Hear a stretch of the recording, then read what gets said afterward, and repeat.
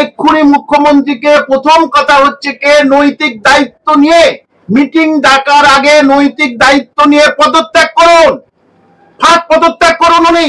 সুতরাং আগে মাননীয় মুখ্যমন্ত্রীকে জেলে যাওয়া উচিত। 2021-এ বলেছিলাম আমি ডবল ডবল চাকরি দেবো, অ্যাকচুয়ালি উনি বলতে চেয়েছেন আমি ডবল ডবল চাকরি খাই। সুপারনিউমারি পোস্ট হচ্ছে অ্যাডমিনিস্ট্রেটিভ সার্ভিসের ক্ষেত্রে প্রযোজ্য, স্কুল সার্ভিস কমিশনের ক্ষেত্রে সুপারনিউমারি পোস্ট প্রযোজ্য নয়। পরিশ্রম আর মেধা আজকে দুর্নীতির কাছে লাভ খেলো। মুখ্যমন্ত্রী হওয়ার সেই মানবিক অধিকার, নৈতিক অধিকার আপনি হারিয়েছেন আজকে, এবং এই মুখ্যমন্ত্রীকে সরাতে হবে। এই নিষ্ঠুর এবং আমি কি বলবো বহু পাপে পাপিষ্ট। কেন বলছি, এতগুলো নিরীহ ছেলে মেয়ের জীবন নষ্ট করে তিনি কোনোদিনই সঠিক মানুষ হতে পারেন না, নানা পাপে পাপিষ্ট। দেখুন, যারা যারা টাকা দিয়ে চাকরি পেয়েছে আজকে তাদের সাজাটা হয়ে গেল, হ্যাঁ, কিন্তু টাকার বিনিময়ে কিন্তু যারা টাকা নিয়েছে সে তো মুখ্যমন্ত্রীর আন্ডারে থাকতো, মুখ্যমন্ত্রীর পোষিত সব হচ্ছে কে তারা দুর্নীতিবাজ সব শিক্ষা দপ্তরে ছিল। তাহলে এক্ষুনি মুখ্যমন্ত্রীকে প্রথম কথা হচ্ছে কে নৈতিক দায়িত্ব নিয়ে মিটিং ডাকার আগে নৈতিক দায়িত্ব নিয়ে পদত্যাগ করুন, পদত্যাগ করুন উনি। মিটিং ডাকার অধিকার আপনি কোথায় পেয়েছেন? 2টার সময় মিটিং ডাকবে, সে অধিকার আপনাকে কে দিয়েছে? আজকের এই 25,753 জন সবাই চোর নয়, এইভাবে চাকরি নেই। অর্থাৎ আপনাদের ওই চৌর্য মানসিকতার কাছে সবাই চোর হয়ে গেল। আজকের এক একটা যার শিক্ষক মহাশয় বা দিদিমণি তাদের পিছনে অন্তত 15 জনের ভবিষ্যৎ নির্ভর করছে, তাহলে তাদের জীবনে কি হবে? সুতরাং আগে মাননীয় মুখ্যমন্ত্রীকে জেলে যাওয়া উচিত। মনে হয় যে আগে আপনি রিজাইন দিন, নৈতিক কারণ দেখিয়ে রিজাইন দিন। নৈতিক দায় আপনার রাজ্যে ঘটেছে, স্কুল সার্ভিস কমিশন অন্য কোন রাজ্য নয়, আপনার রাজ্যে। অন্যান্য রাজ্যে হলে কি বলতেন যে অন্যান্য রাজ্যে সব অন্য সরকার এই করেছে।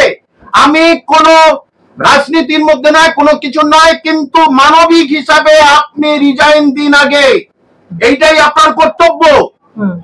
আমি 11খানা চিঠি চাপাটি করেছিলাম, আজকের সরকার না বলতে পারবে না।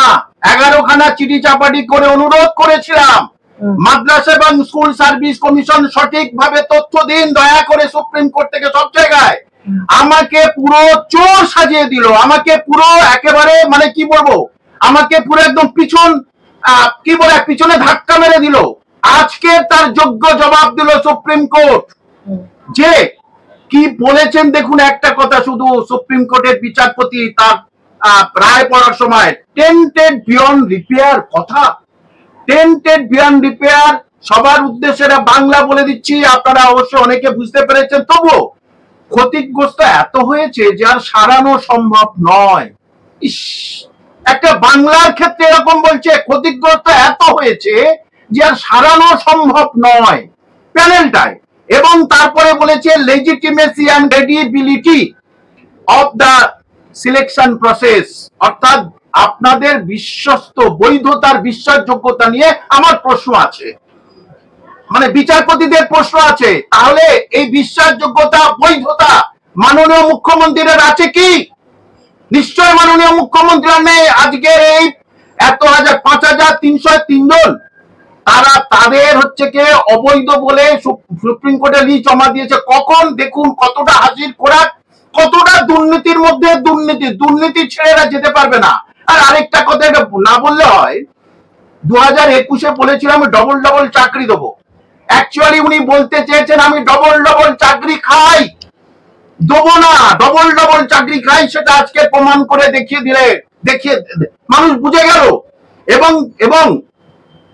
আপনি অবাক হয়ে যাবেন, প্রথমে দিয়েছিল 5,485 জন অবৈধ স্কুল সার্ভিস কমিশন, হঠাৎ রায় শেষ হয়ে হিয়ারিং কনক্লুড হয়ে গেল, তারপরে হঠাৎ লিস্ট জমা দিল, হুজুর এইবারে কিন্তু খুঁজে ঠিকগুলো পেয়েছি, এরা সব অবৈধ। কি 5,303 জন, 182 জন 15 দিনের মধ্যে কোথায় গেল? তাদের সঙ্গে কি খেলা খেললেন যে 182 জন বাতিল করলেন? এবং মাননীয় বিচারপতি দ্বয়ের মস্তিষ্ক এটাই খেলেছে, এই 15 দিনের মধ্যে আবার চেঞ্জ করে দিল। তাহলে এটা হাইকোর্টে জমা দিল না কেন? তাই সেই উদ্দেশ্যে উনি প্যানেল বাতিল করলো দুটো এ বাদে, যারা হচ্ছে কে শারীরিকভাবে সক্ষম তারা থাকছেন এবং যারা আগে চাকরি করতো তারা সেই চাকরিতে ফিরে যাবে। দেখুন, সুপারনিউমারি পোস্ট স্কুল সার্ভিস কমিশনের যে নিয়ম আছে সেই নিয়মে কোথায় আছে দেখাক আমাকে। আমি তো চ্যালেঞ্জ করেছিলাম স্কুল সার্ভিস কমিশন কোথায় আছে সুপারনিউমারির পোস্ট। সুপারনিউমারির পোস্ট হচ্ছে অ্যাডমিনিস্ট্রেটিভ সার্ভিসের ক্ষেত্রে প্রযোজ্য, স্কুল সার্ভিস কমিশনের ক্ষেত্রে সুপারনিউমারি পোস্ট প্রযোজ্য নয়। যারা শুনছেন পাঠক পাঠিকা তাদেরকে বলছি যে এখানে যদি দুজনের নাম্বার একই থাকে, যে এসসি ইতিহাস তাদের দুজনের নাম্বার একই, তখনই কি হবে, তাদের মধ্যে বয়স বেশি যার তাকে অ্যাডভান্টেজ দেওয়া হয়, অথবা তাদের মধ্যে যে সাবজেক্টে বেশি থাকবে তাকে অ্যাডভান্টেজ দেওয়া হবে। কিন্তু সেটা না করে ওই যে দুর্নীতিগ্রস্ত ভাবে কি হলো, দুর্নীতিদের আরো বেশি টাকা ইনকামের জন্য এবং তাদেরকে সুযোগ দেওয়ার জন্য সুপারনিউমারি পোস্ট। এবং অবাক হয়ে যাবেন, বিচারপতিগণ প্রশ্ন করলেন মাননীয় এই সরকারের অ্যাডভোকেটকে যে সুপারনিউমারি পোস্টে নিয়োগ করছেন কেন? না না না না, বলছে নিয়োগ করিনি তো, এখন তো নিয়োগ হয়নি। বলছে বাহ, আপনি তো অ্যাপয়েন্টমেন্ট পর্যন্ত দিয়ে দিয়েছেন হাতে, নিয়োগ করবেন না? না না না না, করবো না, নিয়োগ। চিন্তা করুন কিরকম মানুষের সঙ্গে, মানে যারা চাকরির অ্যাপয়েন্টমেন্ট হাতে পেয়েছে তাদের সঙ্গে কিরকম দ্বিচারিতা শুরু করেছে। এবং অবাক হয়ে যাবেন, এই যারা যোগ্য শিক্ষক যারা ধর্নায় ছিল ওয়াই চ্যানেলে, আমি দুদিন গেছিলাম এবং সেখানে তারপরে তারা বললো যে ব্রাত্য বসু গেছে, ব্রাত্য বসুর কাছে গেছে, তখন আমি ভেবেছিলাম শেষ। ব্রাত্য বসু তাদের কি বলেছে, আমরা সঠিকভাবে সেখানে জমা দেবো, এইটা সঠিকভাবে জমা দেওয়া হলো। সুতরাং বিচারপতি পরিষ্কার বুঝে গেছেন দুবার দুরকম দিচ্ছে, সুপ্রিম কোর্টের সঙ্গে কি ছাপলামি শুরু করেছে নাকি। এটা তো প্রমাণিত হলো আজকে, বহুদিন ধরে বলে আসছে, আজকে প্রমাণিত কি হলো, এই রাজ্যে পরিশ্রম আর মেধা হেরে গেল কার কাছে? দুর্নীতির কাছে। পরিশ্রম আর মেধা আজকে দুর্নীতির কাছে লাভ খেলো। তাহলে এই দুর্নীতিগ্রস্ত সরকার কেন থাকবে? আর নিজে থেকেই সরিয়ে দিন, ভাববেন না যে আমি চাচ্ছি অন্য কোন সরকার আসুক যারা সঠিকভাবে রাজ্য পরিচালনা করবে এবং এই যে দুর্নীতিটাকে উপড়ে ফেলে দেবে, তাদের কথা আমি বলছি যে সেই সরকার আসুক। এবং শিক্ষামন্ত্রী মুখ্যমন্ত্রীর আমি কি বলবো, নৈতিক পদত্যাগ করুন আপনারা।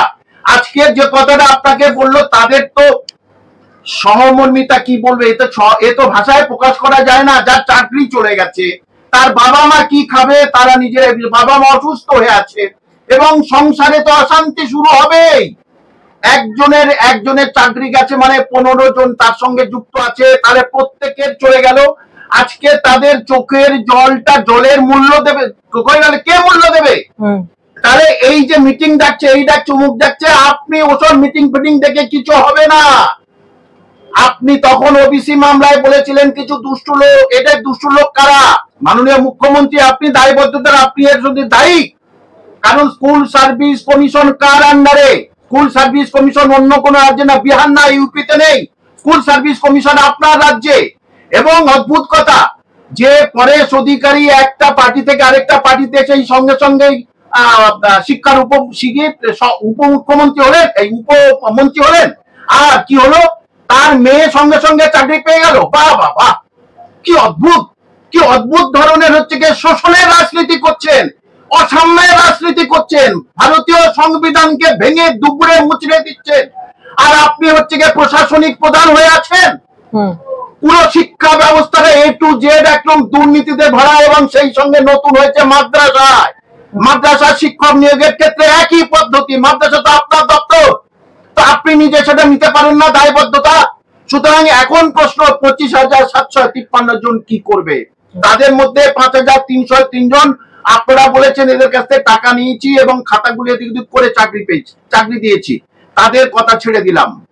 তাহলে বাকি হচ্ছে কি যে 20,000, তাদের কি হবে? তাদের সাংসারিক দায়বদ্ধতা আপনার নিতে হবে, তাদের সংসার আপনাকে চালাতে হবে, পুরোপুরি তাদের মাসে মাসে টাকা দিতে হবে, 20,000 টাকা করে। ওই দান ধান এদিক সেদিক না করে ওখানেই দিন। দুর্নীতি উপায়ে যে টাকাগুলো ইনকাম হয়েছে সেটা তো সুপ্রিম কোর্ট বলে দিলেন পরিষ্কার, যে প্রথম থেকে এই যে ক্ষতিগ্রস্ত এত করেছে যে সেটা বোঝা যায় না। এবং পরিষ্কার করে কি বলে দিয়েছেন যে যারা টেন্ডার হয়েছে সেটাও বেআইনি পথে, সমস্ত ওএমআরসি নষ্ট করেছে। আপনি জানেন না সমস্ত ওএমআরসি নষ্ট করা হয়েছে? বারবার তো বলে এসেছিলাম, আমি তো বললাম, বারবার বলেছি যে এইটাকে সমাধান করতে হবে, কারণ এই লক্ষ লক্ষ কোটি কোটি যুবক যুবতীদের শিক্ষার সঙ্গে আমি জড়িত, মানে তাদের মঙ্গল অমঙ্গলে আমি সবসময় পাশে থাকি। তাহলে কেন এদের আপনি সদিচ্ছা দেখাচ্ছেন না? প্রথম থেকে সদিচ্ছার অভাব দেখিয়েছেন উনি, আর কচ্ছপ গতি দেখিয়েছেন, কচ্ছপ গতি। আজকে এইবারে এইসব ছেলে মেয়েরা যদি তারা পথে নামে, আপনি কি করবেন? ফের উল্টে মারবেন? সেদিন শেষ আপনার। এবারে সারা পশ্চিমবঙ্গের মানুষ কিন্তু পথে নামবে, এক একটা ফ্যামিলির পেছনে 15 জন পথে নামবে। আপনি কি করবেন এবারে? কোথায় এই 25,753 জন তারা কোথায় থাকবে, কোথায় খাবে, কি করবে? মানুষ জানে না, কেউ জানে না। তাদের বাম মারা যে কি হবে সেটা আমি নিজে বুঝতে পারছি না, কারণ আমার অনেক ছাত্রছাত্রীর মধ্যে আছে যারা আজকের হতাশ হয়ে গেছে যে কেন আমাদের উপরে এরকম অবিচার করা হলো।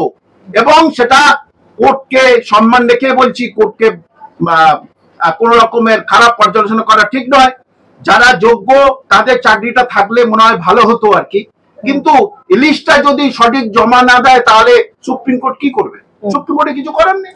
সবচেয়ে বড় জিনিস তাদের হচ্ছে কি সামাজিক সম্মান নষ্ট হলো, সামাজিক সম্মান নষ্ট হলো, এবং সারা পশ্চিমবঙ্গের সম্মান, বাঙালিদের সম্মান আজ ভারতবর্ষে আমরা মাথা তুলে দাঁড়াতে পারবো যে আমাদের মুখ্যমন্ত্রীর সময় এইরকম এত জনের চাকরি চলে গেল, এবং রন্ধে রন্ধে দুর্নীতি, 17 রকম ভাবে দুর্নীতি করা হয়েছে। আপনি অবাক হয়ে যাবেন, একরকম ভাবে না, 17 রকম ভাবে দুর্নীতি করা হয়েছে। অর্থাৎ যেমন 17 রকমের হচ্ছে মানসিকতা, মোটিভেশন ওনার ওইসব মন্ত্রী এমএলএদের মধ্যে না, ঠিক একই পদ্ধতি এখানে অ্যাপ্লাই করা আছে। এখন সবচেয়ে বড় জিনিস, আজকের ওই মিটিং এর আগে ওই চোর গুলোকে ধরে বার করুন, যেরাই চোর, তাহলে বলবো হ্যাঁ আপনি সত্যি সৎ মুখ্যমন্ত্রী এবং আপনি বাংলার মঙ্গল চান, এই শিক্ষিত জনসাধারণের মঙ্গল চান। 2016 থেকে চাকরি পরীক্ষা নেই, আবার ফের এদের চাকরি চলে গেল, কি অবস্থা! কোন আন্দোলন বিক্ষোভ তো অনেক হয়েছে, অনেক কিছু হয়েছে, কিন্তু চাকরি তো ফিরে পাবে না। সুপ্রিম কোর্ট তো সর্বোচ্চ বিচারালয় তো বলে দিয়েছে তোমাদের চাকরি চলে গেল, তাহলে তারা তো চাকরি ফিরে পাবে না। আসলে মানুষের মুখ থেকে যখন ভাত ইনকামটা কেউ কেড়ে নেয় না, তখন তারা ফেরোসাস হয়ে যায়। তা এরাও তাই ফেরোসাস হয়ে গেছে যে মুখ্যমন্ত্রীর বাড়ি ধর্ণা করো। তার আগে আপনি দয়া করে পদত্যাগ করুন না, পদত্যাগ করুন, তারপরে দেখা যাবে কে বসলো কে না বসলো। কারণ এতগুলো ছেলে একটা চাকরি দিতে পারেননি, যে চাকরিগুলো দিয়েছেন পিএসসি, মাদ্রাস, সব জায়গায় সবকিছু দুর্নীতিতে ভরা এবং কোর্টে কেস চলছে। আর যারা চাকরি পেয়েছে যোগ্যভাবে তাদেরটাও কেড়ে নেওয়ার অধিকার আপনাকে কে দিয়েছে? মুখ্যমন্ত্রী হওয়ার সেই মানবিক অধিকার, নৈতিক অধিকার আপনি হারিয়েছেন আজকে 10:30টার সময়। সুতরাং ওই সময় আপনার পদত্যাগ করা উচিত ছিল। মানুষ যদি জেগে না ওঠে এখন জাতি, ধর্ম, বর্ণ নির্বিশেষে রাজ্য রক্ষার জন্য জেগে উঠতে হবে।